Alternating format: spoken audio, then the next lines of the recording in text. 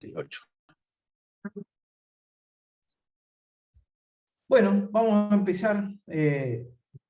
Oramos y largamos. Señor, te damos gracias por este nuevo día que podemos unirnos para estudiar tu palabra y pedimos que sea tu Santo Espíritu el que nos guíe a toda tu verdad, que nos ayudes a poder entender cada vez más acerca de ti. En tus manos nos ponemos y oramos por nuestro hermano, Señor, para que tu mano de protección y de sanidad pueda estar sobre su vida también. Gracias. En el nombre de Jesús. Amén. Amén. Bueno, vamos a Lucas capítulo 6, versículos 48 y 49. Es decir, que es cortita esta parábola, como para empezar. Pero digamos lo siguiente.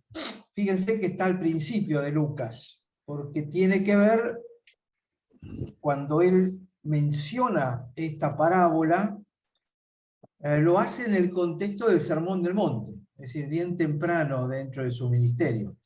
Y uno puede leer más o menos el mismo pasaje en Mateo, capítulo 7, del 24 al 27. Es casi lo mismo, aunque hay una palabra de diferencia que tiene su importancia. Pero el contexto entonces de esto es el Sermón del Monte y fundamentalmente el fin del Sermón del Monte.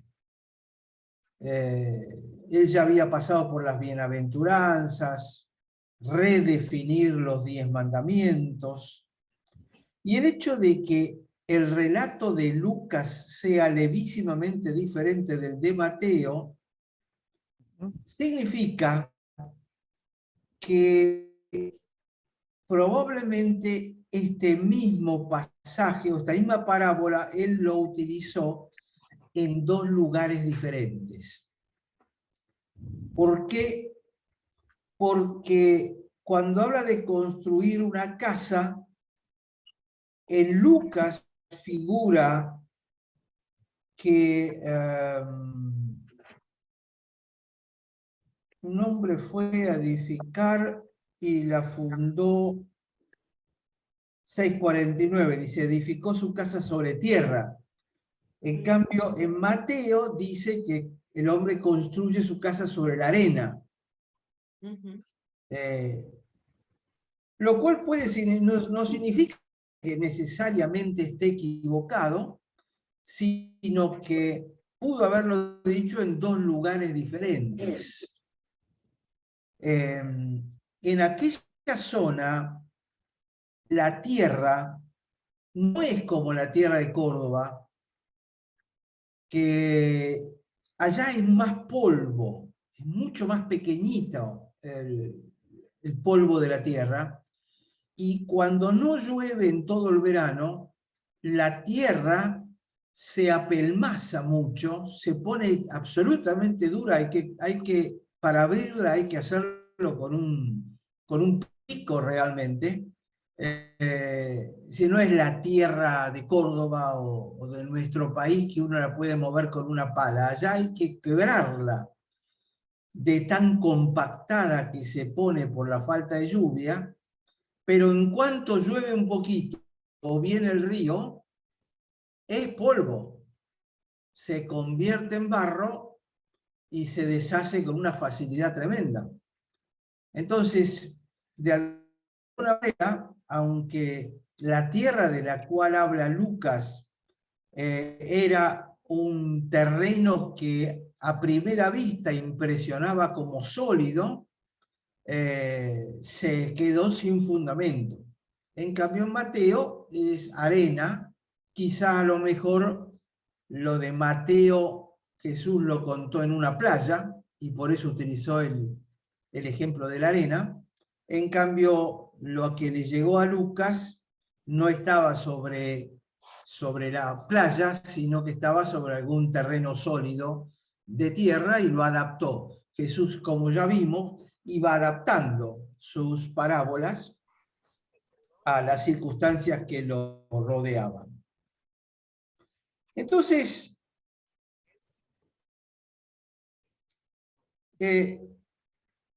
seguramente ustedes se acuerdan, después lo vamos a ver un poquito más en detalle, pero cuando Jesús empieza a contar esta parábola, en la mente de quienes lo estaban escuchando, lo que estaba en el fondo era un relato que aparece en el profeta Isaías.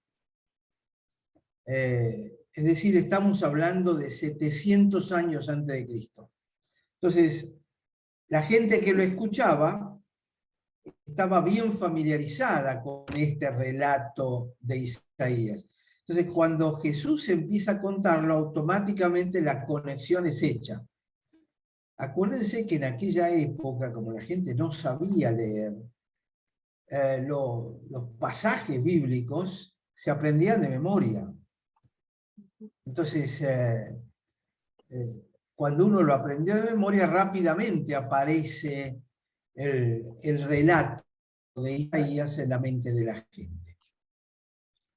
Entonces, vamos a analizar primero el pasaje de Isaías porque está en el fondo de esta parábola que vamos a leer ahora.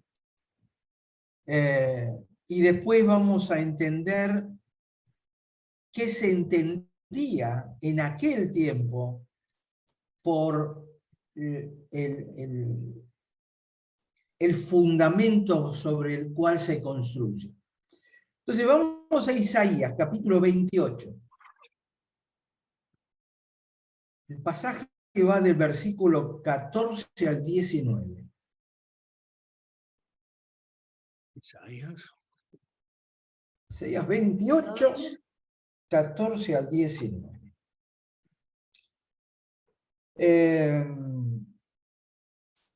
El 14 es la introducción y el 15, 28, digamos, es como un paso más adelante de la introducción. El 16 va a ser el centro del mensaje y el 17 y el 18 son la contestación al 15. Les muestro la estructura para que la vayan mirando. Dice así, por tanto, 14, varones burladores, que gobernáis a este pueblo que está en Jerusalén, oigan la palabra de Jehová. Es decir, Isaías le dice, varones burladores, se están burlando de Dios, diciéndole falsedades a la gente, ¿no? Y se está dirigiendo a los que gobiernan el pueblo. De alguna manera, cuando Jesús está con su sermón del monte, le está hablando al pueblo. También, por supuesto, había fariseos, escribas y todo. Pero de alguna manera, aquel mensaje de Isaías había sido a los gobernantes y ellos, porque ellos le habían contado al pueblo cosas falsas. Entonces Jesús lo que quiere es corregir aquella mala interpretación o mala enseñanza que los gobernantes le habían dado al pueblo. Ahora él le está hablando al pueblo y le dice, aquello es falso, lo que yo les voy a decir es correcto. Entonces, así le dice Isaías a los gobernantes. Por cuanto han dicho, pacto tenemos hecho con la muerte, e hicimos convenio con el Seol, cuando pase el turbión del azote, no llegará a nosotros, porque hemos puesto nuestro refugio en la mentira y en la falsedad nos esconderemos. Vamos a aclarar un poquitito esto. ¿Qué era el turbión del azote? El turbión del azote era que se venían los asirios. Y los asirios eran un pueblo muy jorobado, tanto fue así que barrió con todos los samaritanos, con Galilea, destruyó todo, pero no llegó a Jerusalén, no llegó a los judíos. ellos cortaron la campaña. En el 721 es cuando cae Samaria, y en el 589 es cuando cae Jerusalén. Así que acá estamos hablando de los asirios que están viniendo a destruir Samaria. Entonces Isaías le dice a los que gobernaba, ustedes dijeron que van a venir los asirios, pero nosotros hicimos un pacto con la muerte y con el Sheol, que eran, digámoslo así, como los entes que representaban a la muerte. Nosotros hicimos un pacto con la muerte. Cuando pasen los asirios, a nosotros no nos va a tocar. Es decir, la muerte nos prometió que con nosotros no se mete. Un poquitito sería la traducción. ¿Y por qué? Porque hemos puesto nuestro refugio, pero resulta que ese refugio que habían presentado los gobernantes era mentira y era falsedad. Ellos decían, es un refugio donde nos vamos a esconder, nos vamos a meter acá adentro y los asirios van a pasar y la muerte no nos va a tocar. Esto es lo que le habían dicho al pueblo.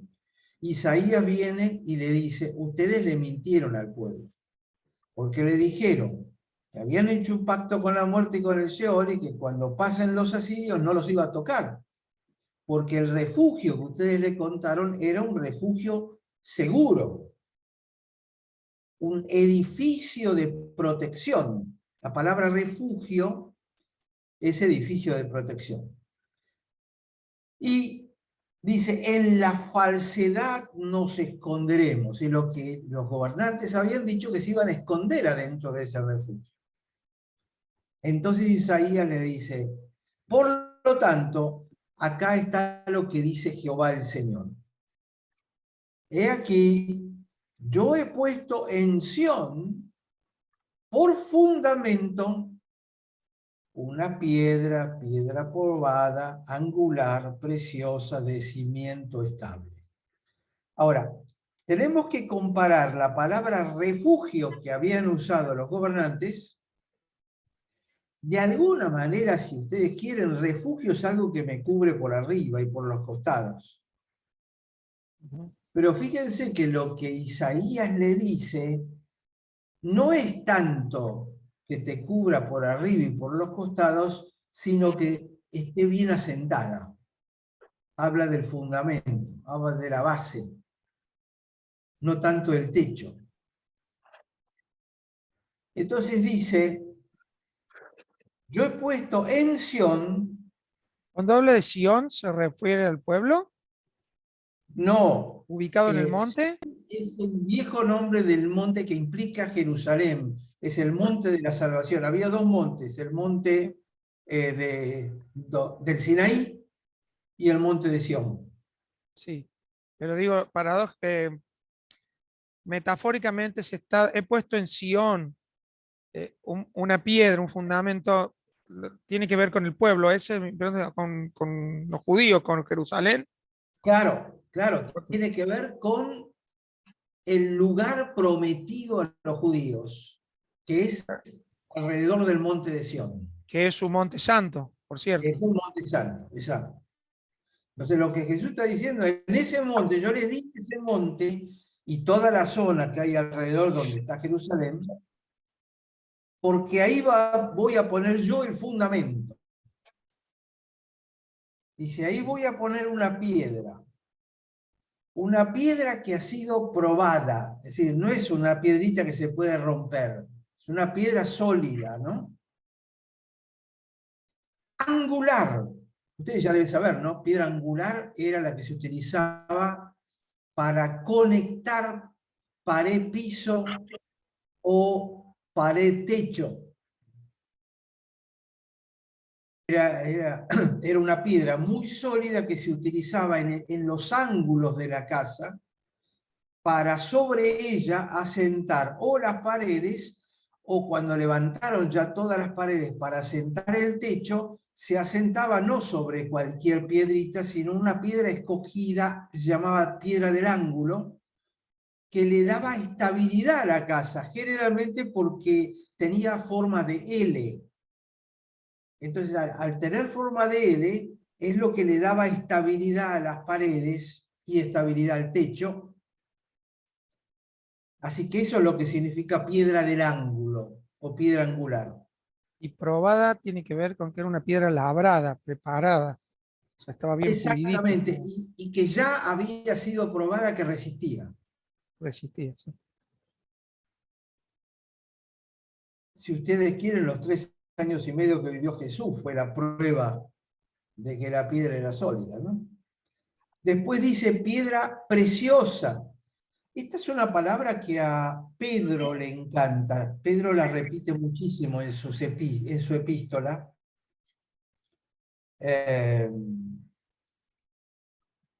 La palabra estimos en griego, de donde deriva, por ejemplo, nuestra palabra estimado o estimación. Tiene la raíz timo del griego. Significa una cosa valiosa que ha sido medida y uno dice, bueno, esto vale, aquello no. Entonces, preciosa, una cosa de valor, una piedra de valor, es lo que está diciendo. Un fundamento de cimiento estable. Tiene el mismo concepto que la piedra angular, que se utiliza más para el tema de los techos, para que las paredes no estén moviéndose. Pero está hablando de cimiento, está hablando de fundamento. Fundamentos son cimientos. Es meter los cimientos contra la roca sólida, ¿no? Entonces, dice Jehová el Señor, yo puse ahí en Sión, acuérdense que les estaba hablando a los de Samaria, a los de Israel. Los de Israel estaban pensando que la seguridad estaba en Samaria también.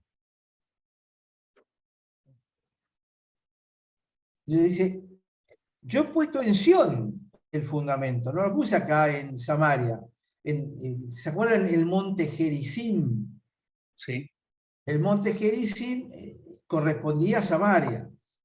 Los samaritanos, que eran descendientes de Israel, no eran los judíos eran los del sur. Israel eran las tribus del norte que desaparecieron, y su central estaba en Samaria y en el monte Gerizim. Entonces, lo que está haciendo Isaías es diciéndole, no, miren, la seguridad no está en el monte Gerizim, está en el monte Sión. Y ustedes no tienen roca, la roca estable está en Sión. Y entonces aparece esta frasecita en el versículo 16, el que creyere, es decir, el que me cree que el fundamento está en Sión y no en el monte Gerizim, que está en Judea, en Jerusalén, no en Israel, el que cree en esto, y ahí ustedes tienen no se apresure, pero la palabra tiene mucho más que ver con no tiemble. Sí, si hay un temblor, si hay un terremoto, si ustedes creen, no tiemblen, no, o no van a temblar, no se apuren a escaparse, porque el fundamento sobre el que están parados es un lugar sólido. Ese suelo no se va a abrir. Entonces, el concepto de apresurar es un poco la conducta frente a un temblor. Entonces, si me creen, quédense tranquilos, porque no van a temblar. No se apresuren a escapar. Esto sería, pero esta es la frase central a la cual apunta el profeta Isaías. Entonces, evidentemente lo que le está diciendo es, ustedes construyeron una casa, un refugio, que es una mentira, yo les estoy hablando de una casa de naturaleza diferente, en la cual van a estar seguros, bien afirmados y que no se va a venir abajo. y que cuando todo tiemble, cuando venga el azote, el turbión del azote, saben que el turbión es estos bruscos acontecimientos de las tempestades, ¿no? Los tornados, los vendavales, todo eso es el turbión. Entonces, quédense tranquilos, la casa va a resistir. Simplemente, si ustedes me creen, quédense tranquilos. Fíjense que el que creyere no se apresure, es el pasaje central. De todo este pasaje de Isaías, el punto central al cual la Biblia apunta es específicamente estas palabras. El que creyera, no tiemble o no se apresure. Este es la frase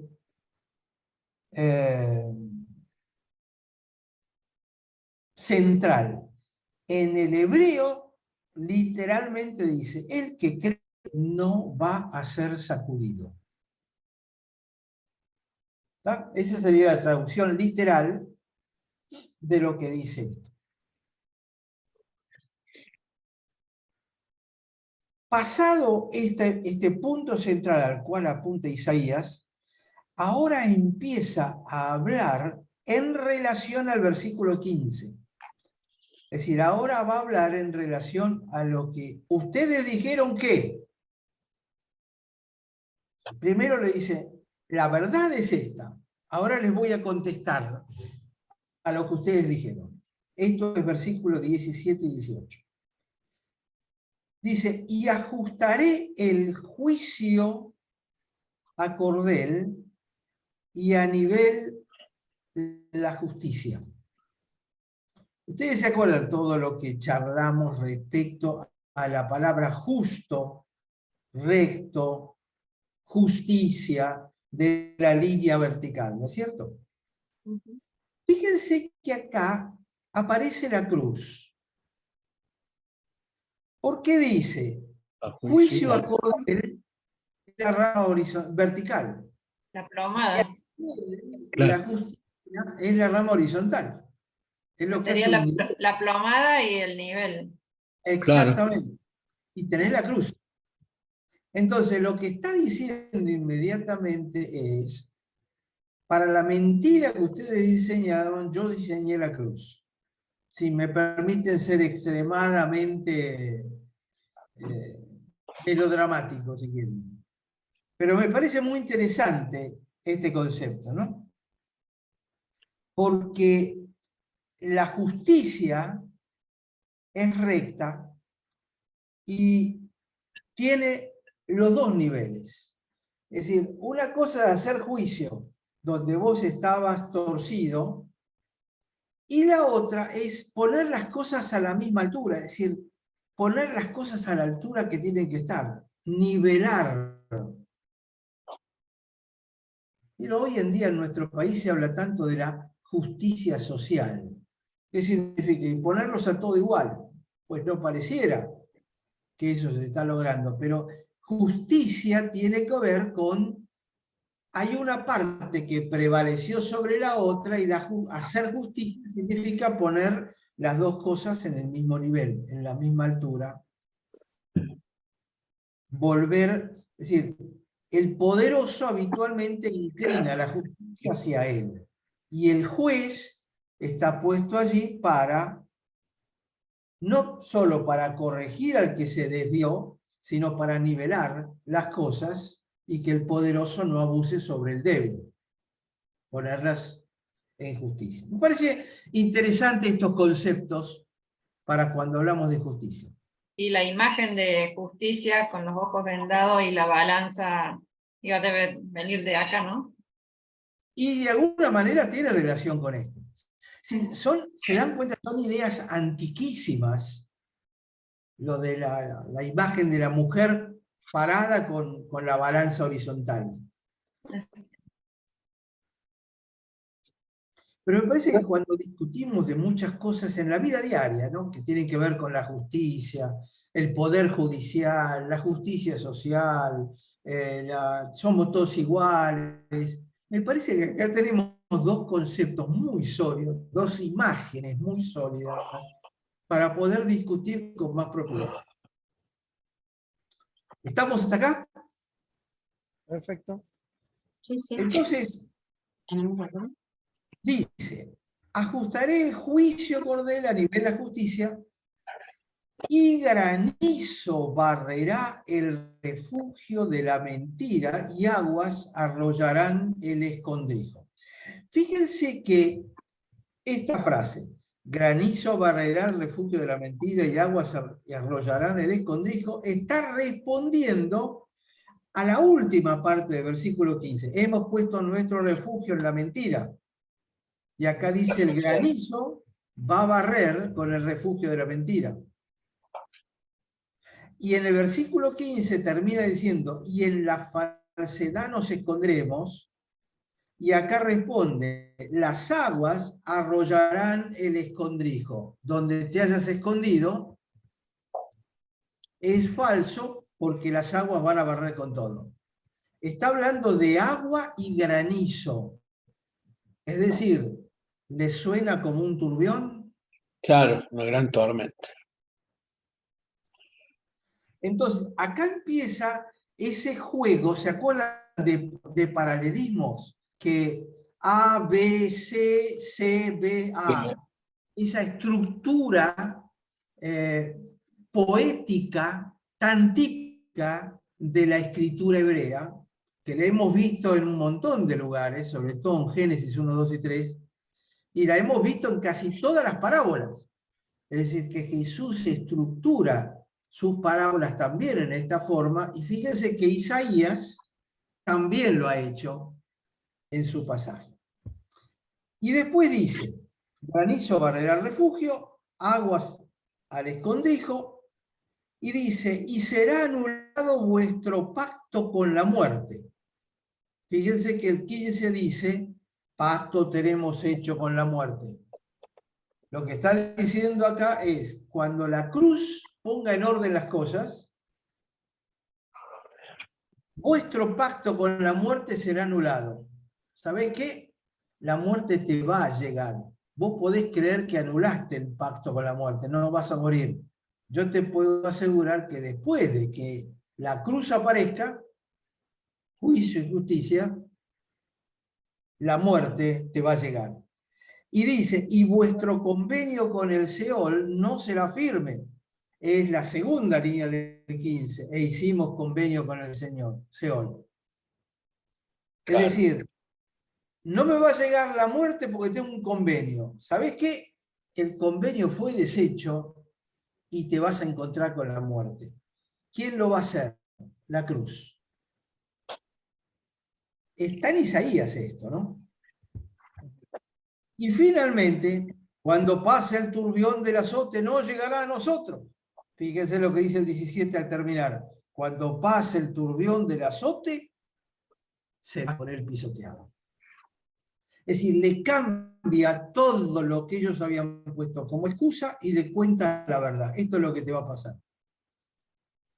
Y continúa en el 19. Luego que comience a pasar, él os arrebatará, el turbión, porque de la mañana en mañana pasará de día y de noche y será ciertamente espanto el entender lo oído. Entonces, el turbión no es un turbión pasajero de un par de horas. Es un turbión que va a llevar un montón de tiempo y que va a barrer con todo, y el edificio que ustedes se fabricaron no les va a servir. Entonces, todo el pasaje apunta al versículo 16. En Sión hay un fundamento, una piedra probada, angular. Entonces, este es un pasaje como que muy probablemente era muy frecuentemente, era una especie de Juan 3:16 en nuestras iglesias, un pasaje citado frecuentemente. Entonces, acá aparece Lucas 6:48, dice, semejantes al hombre que fue a edificar una casa, cavó y ahondó y puso el fundamento sobre la roca. Fundamento, uy, a Isaías, me acuerdo. Sí, el fundamento que nos dijeron que estaba mal. Y vino la inundación y el río dio con ímpetu contra aquella casa. Sí, es cierto, está hablando de Isaías en este momento. Pero no la pudo mover, estaba fundada sobre la roca. Ah, es entonces, claro, el fundamento del cual habla Isaías, un fundamento precioso que está en Sión. 49. Pero el que oyó y no lo hizo, este es como los gobernantes a los cuales les habló Isaías, semejantes al hombre que edificó su casa sobre la tierra, sin fundamento, contra la cual el río dio con ímpetu y cayó. ¿Por qué? Porque el río ablandó la tierra, la convirtió en barro y se vino todo abajo. Y cayó y fue grande la ruina de aquella casa. ¿Se dan cuenta? Es una especie, les hice una especie de diálogo mental entre lo que decía Jesús y lo que ellos conocían de Isaías y lo iban interconectando. Si ustedes agarran a Mateo 7, dice, cualquiera que me oye estas palabras y las hace, lo compararé a un hombre prudente que edificó su casa sobre la roca, descendió lluvia, vinieron ríos, soplaron viento, golpearon contra aquella casa y no se cayó porque estaba fundada sobre la roca. Esta es justa, es lo mismo. Sí. Pero cualquiera que me oye estas palabras, pero no las hace, le compararé a un hombre insensato que edificó su casa sobre la arena. Y descendió la lluvia, y vinieron ríos, y soplaron viento, es decir, el turbión, y dieron con ímpetu contra aquella casa, y se cayó, y fue grande su ruina. Entonces, ¿cuál es el tema central? El tema central son los cimientos, sobre qué estás parado. El que confía en el fundamento correcto no va a ser sacudido, no va a temblar. Y de alguna manera lo que Jesús estaba diciendo, yo soy ese fundamento del cual habló Isaías, por supuesto. Eres la piedra angular. Si no me equivoco, a ver si ustedes me ayudan, lo de piedra angular no lo dice Pedro. Claro. Ahora se me ocurrió. Espérame un Claro, sí. segundo. Ahí vamos, Aldo, espérate un segundo que estoy anotando, vengo atrasado todavía.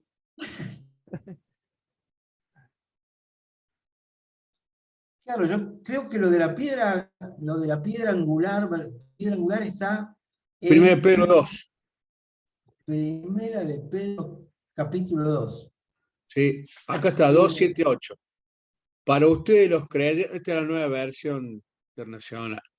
Para ustedes los creyentes esta piedra es preciosa, pero para los incrédulos la piedra que desecharon los constructores ha llegado a ser la piedra angular y también una piedra de tropiezo y una roca que hace caer. Primera de Pedro 2. 7, 8. Gracias. Me acordé por lo siguiente, por lo que va a venir ahora. ¿Por qué Pedro? Tú eres Simón, pero sobre esta piedra edificaré mi iglesia.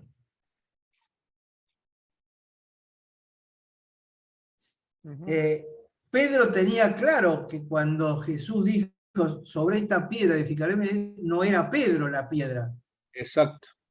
Pedro con este pasaje y en función de todo esto que estamos leyendo, tenía muy claro que la piedra de la cual Jesús estaba hablando era él mismo. Por eso yo muchas veces cuando lo he explicado con gestos. Me acuerdo que nosotros teníamos en nuestra iglesia a un hombre al que queremos mucho, que es un ex Puma, un tipo de 1,87 m, probablemente 100 y pico de kilos de peso, muy bonachón, muy buen tipo, grandote, enorme, inocente, y él debuta con los Pumas contra Sudáfrica. Y contaba que en el primer scrum, donde le toca participar, se agachan y empiezan a empujar y lo primero que recibe es un trompazo directamente en la mandíbula que lo aflojó. Él estaba debutando, pero lo recibieron así en el mundo internacional del rugby, ¿no? Y yo me acuerdo que a él lo utilizaba mucho como Pedro, porque siempre yo decía, Pedro era un tipo muy impulsivo, era un elefante en un bazar, él reaccionaba. Y para contar esto de cuando Jesús le dice, ¿ustedes quién dicen que soy? Bueno, y tú, Pedro, le dice, bueno, tú eres el Cristo, bla, bla. Entonces, yo lo represento con una imagen. Tú eres Simón, serás Pedro, y cuando dijo, y sobre esta iglesia, sobre esta piedra, edificaré mi iglesia, no dejó la mano arriba del hombro de Pedro, sino que él cambió la mano. No lo dice esto la Biblia, simplemente es una deducción, pero sacó la mano de allí y se la puso en su pecho y dijo, sobre esta piedra edificaré la iglesia. ¿Por qué? Porque él sabía que era la piedra del fundamento de la cual habla Isaías. Y yo creo que este pasaje de Primera de Pedro 2, que nos leyó recién Sergio, es el que prueba esta interpretación que acabamos de dar. ¿Estamos hasta acá? Sí, me queda un poquito ahí para pulir y cerrar bien esto que está diciendo vos de qué interpretó Pedro cuando le dijeron sobre esta piedra edificar mi iglesia. Yo siempre lo había interpretado de alguna manera como una autoridad que le daba a Pedro, que le estaba confiando una tarea. Y ahora, claro, me pongo a pensar sobre qué piedra era, qué estaba pensando Perdón, Pedro. José. ¿Hola? Perdón, se me entrecortó todo a mí. ¿Podés repetir, por favor? Sí, sí. Yo siempre interpreté este pasaje de Pedro sobre esta roca edificaré mi iglesia, que de alguna manera Jesús le estaba delegando autoridad a Pedro, que de hecho fue, digamos, el primer líder de los discípulos, de los apóstoles, que es el que toma la punta un poco, hasta que se van organizando y todo lo demás, es él el que saca ahí. Pero claro, esto que vos decís de la mano en el pecho, la mano, me hace repensar, es cierto, si le damos valor de piedra a Pedro, por más que lo haya nombrado piedra a Pedro, a Simón, lo haya nombrado piedra, hasta los católicos tienen mucha razón en decir que fue el primer papa, que a partir de ahí aparece el ministerio este papal o todo lo demás. Ahí ahí necesito pulir un poquito para consolidar ese conocimiento. ¿Me Isaías, Sermón del permití? Monte y Sí. Primera de Pedro, te digo que vas a poner en aprietos a muchos. Sí, Sergio, dime. No, claro que los católicos tienen ese fundamento para decir que Pedro fue el primer papa, pero Exacto. en realidad la roca es la confesión de Pedro, porque antes Pedro le dijo, yo sé que tú eres el Mesías, el Hijo de Dios viviente. Entonces, allí Jesús le responde, bienaventurado eres tú, Simón, hijo de Jonás, sobre esa roca edificaré la iglesia, sobre la confesión, sobre lo que dijo Pedro. Y Es muy también bueno. me hace pensar cuando Jesús está dando sus últimas palabras ahí en el aposento alto, cuando dice a Pedro que el enemigo había pedido para zarandearlo como a trigo y que pedía que su fe no faltara y que él iba a como fortalecer a todos. O sea, es como que yo ya veía el liderazgo de Pedro fuerte y a su vez qué importante es reforzar el tema del fundamento, ¿no? De que esté firme. Exacto, se te viene un turbión, Pedro, Uh-huh. pero yo he pedido que no falte tu fe. Acuérdense que el pasaje central decía, el que creyera, no tiemble. Si vas a temblar por la tormenta, pero mantener tu fe, porque estás asentado sobre la piedra correcta, ¿no? Ujú. Además, la otra cosa interesante, si ustedes miran el Antiguo Testamento, una concordancia común y corriente, y buscan la palabra roca en la concordancia, vieron que están todas las apariciones renglón por renglón, debe ser el 80% de las palabras roca están con mayúscula. Ujú. Claro, en el original no están con mayúscula, pero la mayúscula está ahí porque esa roca se interpreta como que se está refiriendo a Dios. Claro. Entonces, la palabra roca en los oídos de un hebreo inmediatamente hace acordar a Dios, al Padre, al Creador. Él era la roca de los siglos. Pero bueno, vamos ahora al último detallecito que puede ser novedoso y que va a terminar de poner en pie todas estas cosas. Vino el turbión de los asirios, destruyó absolutamente todo.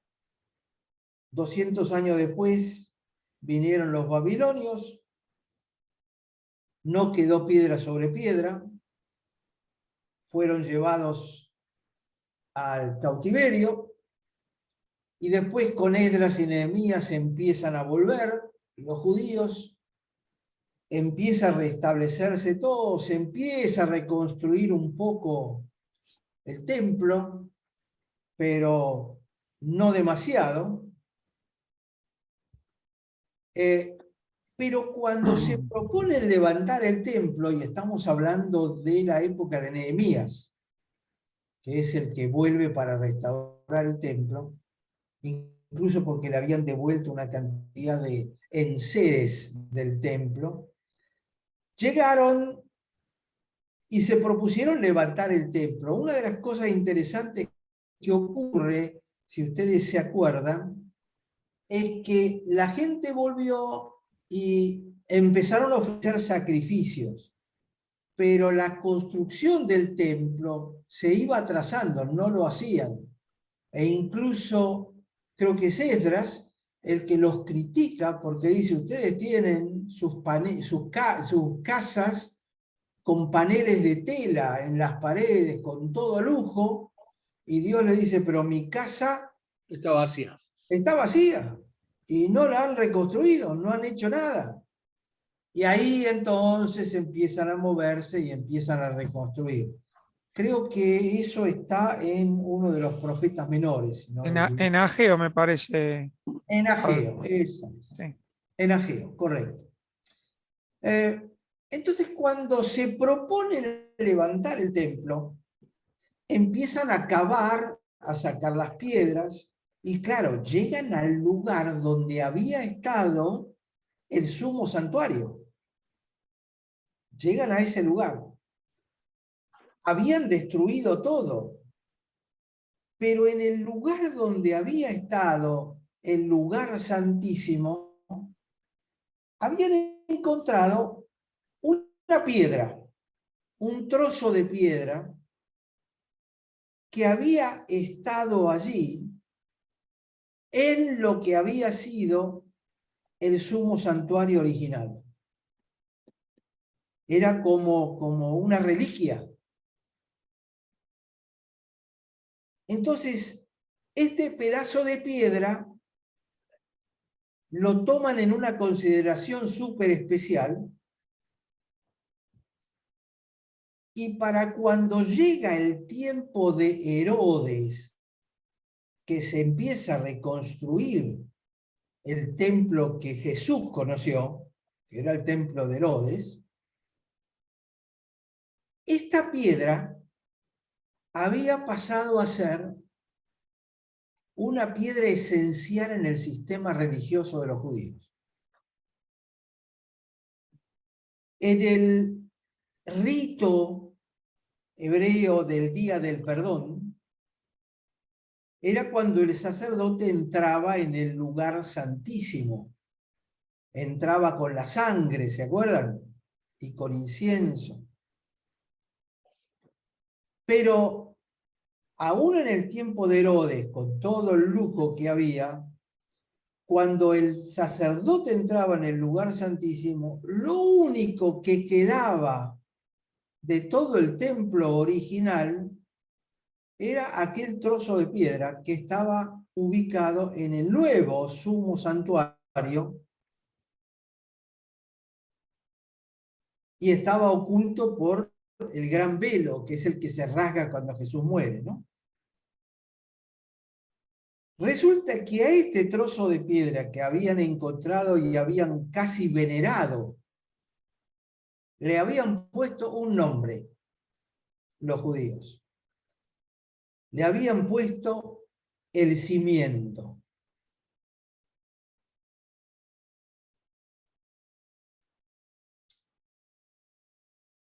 Porque era el cimiento del sumo santuario original que habían podido encontrar. La primera vez que se inaugura el templo con el sumo santuario, el sacerdote entró por primera vez con unos carbones encendidos y con incienso. ¿Dónde los puso? Los puso arriba del cimiento. Si ustedes quieren, la palabra el cimiento equivale a lo que habíamos leído como el fundamento. Entonces, para el sistema religioso judío, el fundamento de Isaías era esa piedra que había quedado del templo original. Entonces pone los carbones, pone el incienso, el lugar se llena de ese aroma y aparentemente pasa a ser una tradición desde el tiempo de Herodes este tema del fundamento que está en el sumo santuario. Y la pregunta es, bueno, ¿por qué le pusieron ese nombre? Y seguramente porque estaba basada en el pasaje de Isaías. He puesto en Sión por fundamento una piedra probada, angular, preciosa, de cimiento estable. El que creyere no tiemble. Allí estaba. Entonces, el sistema religioso aprovecha este concepto para decir a la gente, tienen que venir al templo, dar sus ofrendas y vivir sus vidas religiosas. Es decir, en lugar de tener fe en el cimiento que Dios había puesto, les hace poner su fe en un sustituto del fundamento que es la base de cualquier sistema religioso. Le habían cambiado a Cristo por religión. En los tiempos de Jesús y de Pedro, el fundamento de la fe era el sistema sacrificial que rondaba alrededor de esta piedra. Porque el sacrificio de los animales, la sangre tenía que ser llevada al sumo santuario y tenía que ser ofrecida sobre esta piedra.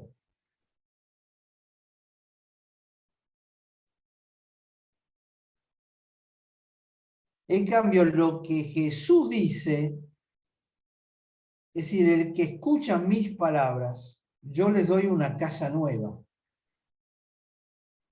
Es decir, cuando Jesús nombra fundamento, la gente no solo se acordó de Isaías,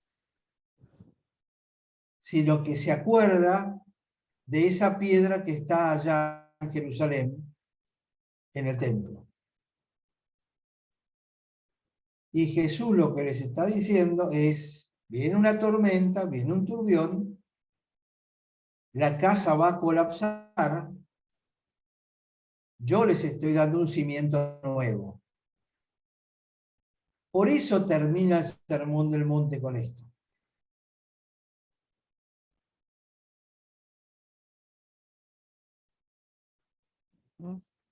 Porque les contó en qué consiste la vida, este y lo otro, pero al final de todo le dice, miren, todo esto no vale si no tienen el fundamento correcto. Si el fundamento sigue siendo esa piedrita que hay en el templo, se viene una tormenta y todo eso va a colapsar, cosa que ocurrió en el año 70, ¿no?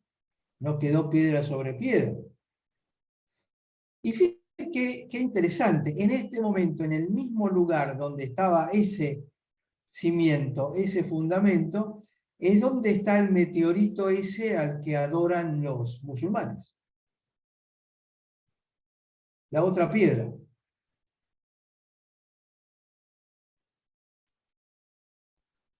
Contame un poquito de ese meteorito, Aldo, que no sé demasiado. Y cuando estuve ahí no me mencionaron eso, o no me di cuenta por lo menos. ¿No? Lo llaman la roca, si no me equivoco. No, en el mismo lugar donde estaba el templo, construyeron ese domo dorado. Y abajo de ese domo dorado hay un meteorito de color negro. O si lo pones en internet se ve, está la foto incluso. Ajá, ahora lo busco.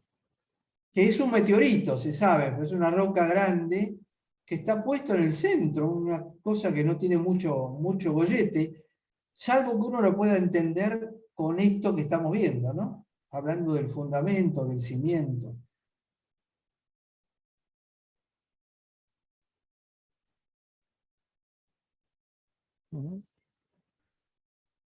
Entonces, cuando hablamos de la roca, de los cimientos, de estar bien parado sobre el fundamento,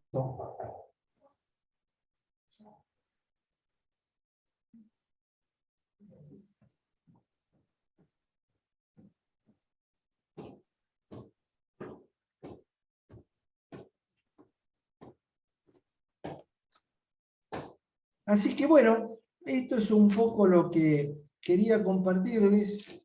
Estoy buscando Santiago.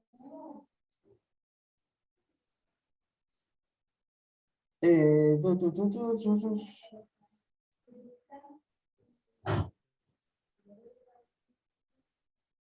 En Santiago, capítulo 1, cuando dice, sabiendo que la prueba de vuestra fe produce paciencia, es decir, el que cree no va a temblar. Entonces, Santiago está diciendo, la prueba de vuestra fe produce paciencia, que tiene que ser perfectos y cabales sin que les falte cosa alguna. Me acordaba que la palabra paciencia que utiliza Santiago allí, literalmente significa, la palabra es hipomoné, lo que está debajo de la casa. Es decir, la palabra literalmente en griego que se utiliza ahí, que se traduce como paciencia, uno escucha paciencia y uno dice, bueno, me la tengo que aguantar, tengo que tener paciencia. El concepto que Santiago está compartiendo, literalmente, es la prueba de la fe produce cimientos. Y dígame si esto no está relacionado con la piedra. El que creyere no va a temblar, porque tiene un buen cimiento. Entonces la prueba, aunque te haga temblar un poquitito, está probando tu fe. Si es ¿dónde tenés apoyada tu fe? ¿En qué cimientos? ¿En la piedra fundamental o en el cimiento del templo? Creo que lo de Santiago tiene que ver con este mismo concepto. Por eso me parece que aunque sean 2 versículos nada más lo que hemos leído como parábola, tiene tantas interrelaciones en la Biblia.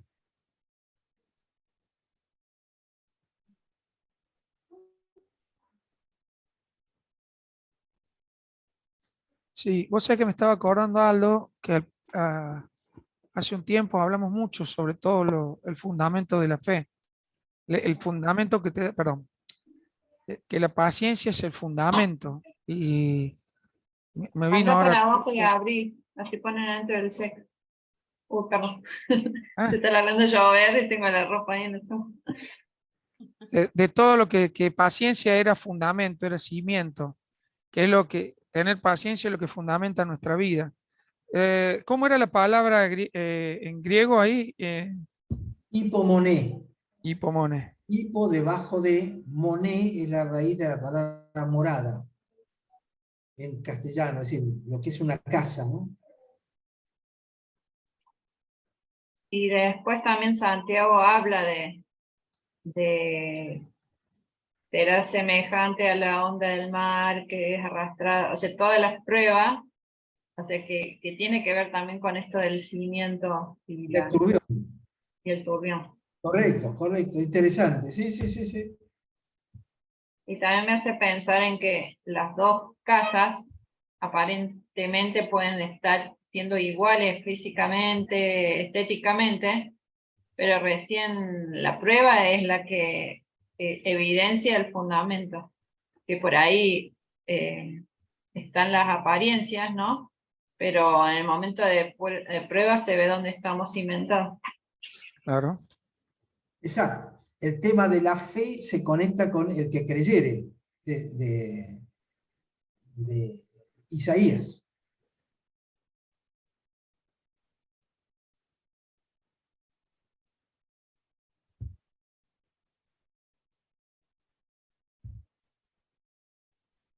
Sí, cierto, esa no la había visto, pero es cierto. Él habla de los vientos y el mar y todo lo otro. Es decir, la imagen, es como si detrás de su imagen, al estar escribiendo eso, él estuviera pensando en este pasaje de Isaías, en lo que Jesús había enseñado, ¿no es cierto? Ujú. Sí, Incluso ahí el versículo 4 de Santiago 1 dice, pero tenga la paciencia su obra completa, Para para que que sean seáis perfectos y perfectos cabales. y cabales, sin que os falte cosa alguna. Y si no, bueno, pídasela a Dios. Teníamos también el perfectos y cabales. Habría que- Perfectos y cabales, la palabra lo que dice ahí literalmente es para que la obra se complete. Yo he predicado muchísimas veces sobre ese sermón en un montón de lugares, porque hablo de lo que es una construcción, y que la construcción se busca el fundamento de la piedra, y después se pone el encofrado, y se pone el hierro, y después sobre eso se le echa el material que primero hay que movilizar y mezclar de cosa nueva, el cemento con arena, con piedras, y después se vuelca, y para que seas perfectos y cabales, es decir, hasta completar la obra, le echaste el cemento y no podés sacar todavía el encofrado, tenés que esperar que frague, lleva un tiempo, para que ese encofrado esté perfecto y completo, literalmente, y que de esa manera pueda tener la obra completa, es decir, que el cimiento pueda aguantar el crecimiento o el piso nuevo que querés construir ahí arriba. Si lo sacás antes de tiempo, se te va a venir todo abajo, ¿no? O si lo construiste con malos materiales, también se te va a venir abajo. Entonces, lo que Santiago está hablando es de cimientos. Todo ese versículo 3 y 4 está hablando de los cimientos, como diciendo, hay que afirmarse sobre algo sólido. Por eso habla de la fe y de la prueba de tu fe. No dice, estás pasando una prueba. Está diciendo la prueba de la fe. Si lo que está siendo probado no sos vos, es tu fe. Está siendo probada sobre qué está apoyada tu fe. ¿Cuál es el cimiento, el fundamento? Y realmente cuanto más se lo estoy mencionando, más lo conecto con este pasaje, cosa que personalmente nunca había hecho, pero me parece que encaja perfecto, como que en la mente de Santiago estaba Isaías cuando estaba escribiendo esto, específicamente. Y cuando habla de, digamos, el 12 dice, bienaventurado el hombre que soporta la tentación. Digamos, parece soportar como que resiste todo este diluvio, como este Turbión. Bien. turbión. Pero Logra digamos, pasar acá el el turbión. término soporta se refiere a eso, digamos, a que resiste, que queda firme. Que queda firme, exactamente. Yo no tengo acá mi computadora con la cual tendría la palabra exacta en 2 segundos, pero sí, el concepto que había, eso me lo acuerdo, es ese que estás diciendo. Es decir, que soporta es que pasa la prueba. Bienaventurado aquel que llegó al final y aunque tembló, la casa sigue en pie.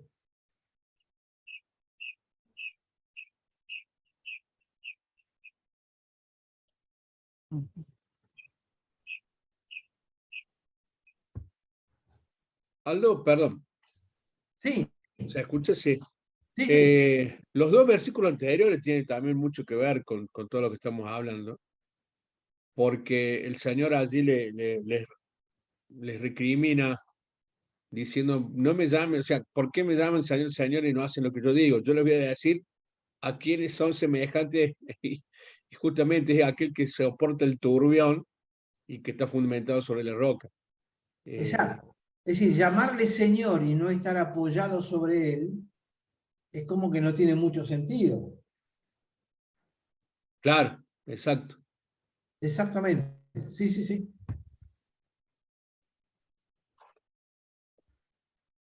No sé, fíjense como con 2 versiculitos nada más da para un montón de reflexión, ¿no?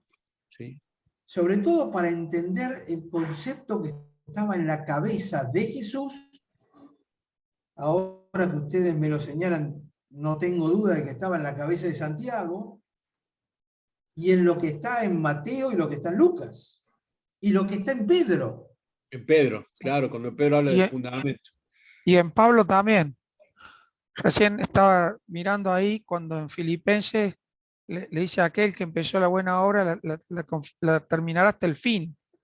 Y tiene que ver con lo que dice Santiago, de cómo la paciencia, el fundamento, nos va formando y que no nos lleve un viento. Eh, Me parece que era un concepto totalmente asimilado por los apóstoles. Algo central en la Claro. fe hebrea, ¿no? Ujú. Y a su vez, Santiago 1:1 dice, Santiago, siervo de Dios y del Señor Jesucristo, a las 12 tribus que están en la dispersión, salud. Hasta esa imagen de la dispersión me lleva a los tiempos del exilio, ¿no? Como que vuelve la imagen de Isaías, en cierta forma, ¿no? La palabra esa dispersión es muy interesante. La palabra es diáspora. Diáspora, claro, Ah, Están en la diáspora. claro. Diáspora es una palabra compuesta. Día, que significa por medio de, y spora, que significa semilla que vuela y es llevada por el viento. Es decir, lo que él está diciendo es un mensaje a todos aquellos que en realidad llevan la semilla de la vida en ellos y que están dispersos por el viento, por todo el mundo. Muy linda la Pe- palabra. sí. pero tiene comparación, Aldo, también a la diáspora cuando son llevados y están repartidos por todos lados. Claro, Me parece Claro, porque tiene, el fundamento es ese, llevar la semilla. claro. No, no, no, No no, no, fueron, no es, no fueron dispersos porque sí. no, O sea, no, no, no, no. Pero Santiago le está escribiendo a los hebreos, Sergio, que han sido claro, dispersos, pero no como la semilla, como la palabra que va produciendo frutos, sino le dice, ustedes que están dispersos por todos lados, y Santiago está escribiendo por Jesucristo, pero también hay sí, una alusión a lo que dijo Isaías, o una vez que se fueron repartidos para Asiria, para Babilonia, todo esto, ahí Tiempo de esa persecución. dispersión estaba. Y como que y, Santiago ahora dice, ustedes que nuevamente están dispersos ahora espiritualmente, es una comparación muy, muy válida, me parece. Pero no, estamos me parece que diciendo no lo, habla más de allá. semilla. no, pero José, estamos más diciendo allá lo de, mismo con las diferentes palabras. Porque espora quiere decir semilla y día es esparcida. O sea, diáspora, si unís las dos acepciones, te va a dar la palabra esa Sí, sí. que estamos hablando de lo mismo. Estamos hablando No, prácticamente lo mismo. no, no, también tenés razón, pero es posible. Yo lo estoy pensando como que Santiago está hablando a las 12 tribus hebreas dispersas, Pero también puede ser que le esté hablando a los 12 tribus convertidas, que también están dispersas y son llevados como semillas. También puede ser, pues ya estamos hablando varios años post Jesucristo. Claro, ¿Y no tiene te que ver con la olvides que persecución? no te olvides Claro. que claro, sí, y no te Con olvides que persecución, digamos, con que fueron esparcidos, pero medio involuntariamente.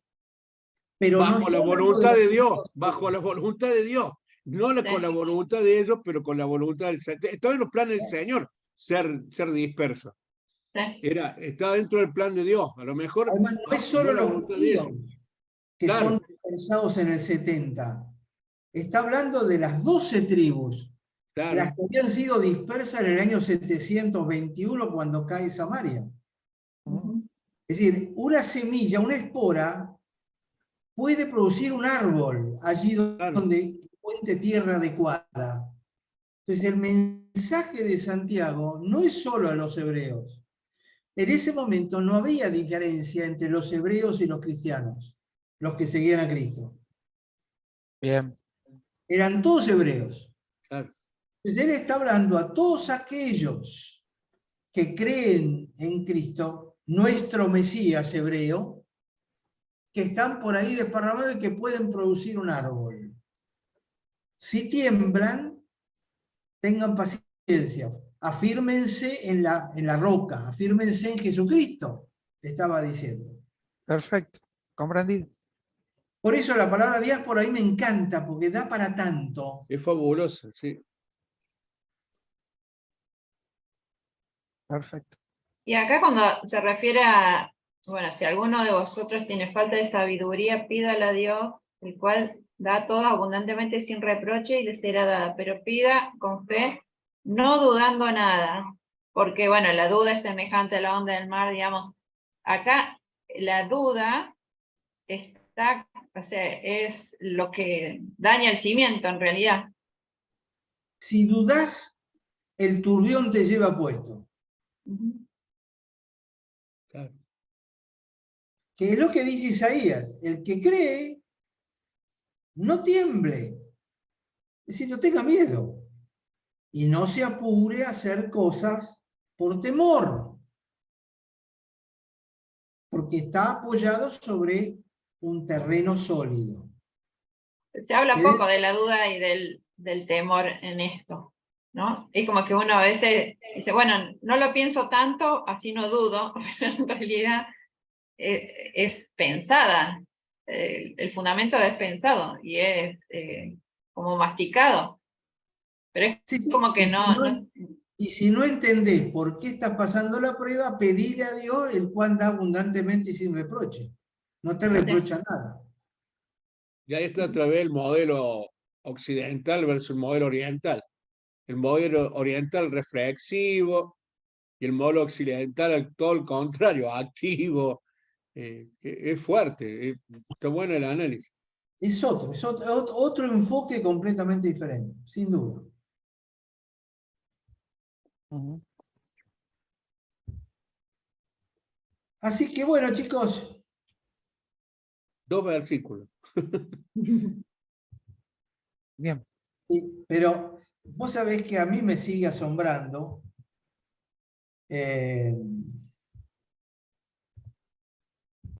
a mí me sigue asombrando justamente como prueba de que la Biblia es más que un libro escrito por hombres. Cuando te falte todo y vos podés tener dudas y te esté temblando y el turbión está pasando, vos pensás en esto, centrémonos nada más que en las parábolas.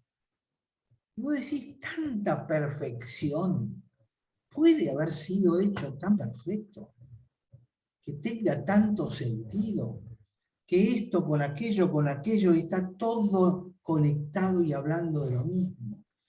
No sé, por ahí yo soy un tipo muy racional, entonces busco estas conexiones racionales, pero a mí me sigue asombrando, me vuela la cabeza.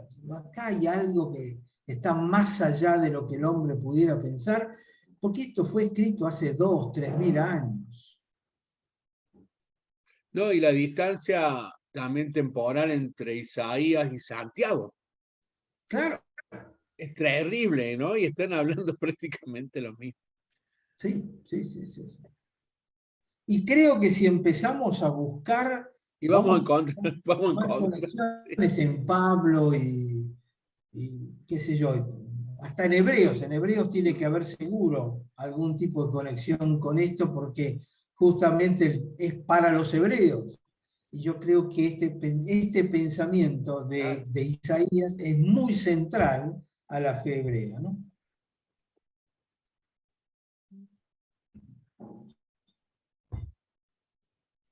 Perdón, ya que hablo de Hebreos, yo creo que lo hablamos y se lo pregunté alguna vez a Aldo. Se le atribuye a Pablo, pero ¿usted piensa que fue Pablo el escritor? No, aparentemente fue Apolos el que escribió el libro de Hebreos. Ahora me acuerdo, sí, yo se la había preguntado. Ahora, y usted me dio Sí, la misma respuesta. Sí, sí, sí, sí, sí. sí, sí, sí, ahora me Porque acuerdo.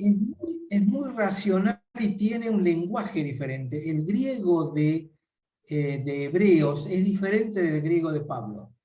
Sí, ahora me acuerdo. Que se la Es, pregunté y es usted me dijo, algo no, así es como Apolo.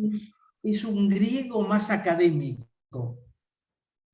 El de Pablo es un griego más vernáculo.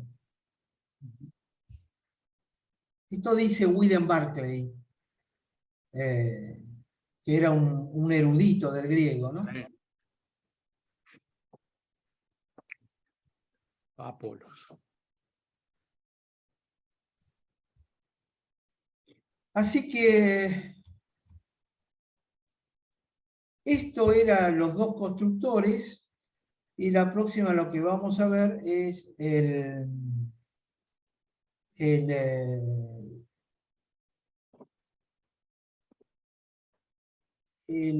¿cómo es? Perdón, lo tengo en inglés acá, el farmer, el, ¿El de granja? No, el granjero el y su granjero. sirviente. Exacto, en Lucas 17. Ahí vamos a estar. Y también es bastante interesante y vamos a estar hablando de nuevo del tema fe, fidelidad y todo eso. Dios mediante.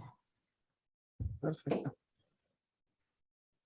Así que bien. bueno, espero que lo hayan disfrutado. Para mí Uf, este es uno de los más bonitos. hermoso, de verdad. Muy Bueno, lindo. ¿Alcanzaste a anotar todo, José? uf, 2, 3, Estás como en la mitad, ¿no? 5, 6 páginas, no te, de cosas. Y de pensamiento y cosas que voy. Maravilloso. Gracias, Aldo. Al Muchas contrario, gracias. Un fuerte un cariño abrazo. para todos ustedes. Que Muchas descanses. gracias. Que sigan bien. Chau, Gracias. chau. Estamos bien. Chao, chao.